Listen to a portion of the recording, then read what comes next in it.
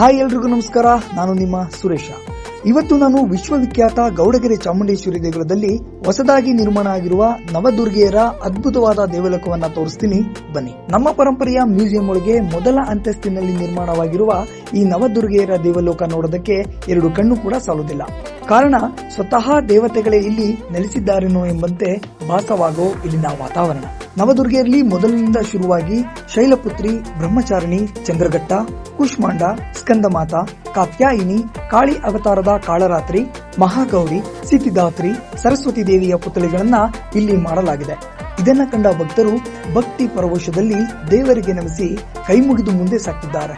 ಇದರ ಜೊತೆಗೆ ಶಿವನ ಕೈಲಾಸವು ಕೂಡ ನಿರ್ಮಿಸಿದ್ದು ಭಕ್ತರ ಮನಸೂರೆಗೊಂಡಿದೆ. ನಮಗೆ ಇಲ್ಲಿನ ವಾತಾವರಣ ಕಂಡು ನಿಜಕ್ಕೂ ವಾವ್ ಅಂತ ಅನಿಸ್ತು. ನೀವು ಕೂಡ ಗೌಡಗೆರೆ ಚಾಮುಂಡೇಶ್ವರಿ ಕ್ಷೇತ್ರಕ್ಕೆ ಬಂದಾಗ ಈ ನವದುರ್ಗೆಯರ ದರ್ಶನ ಮಾಡೋದನ್ನ ಮಾತ್ರ ಮರೆಯಬೇಡಿ. ಎಲ್ರಿಗೂ ಕೂಡ ಧನ್ಯವಾದಗಳು.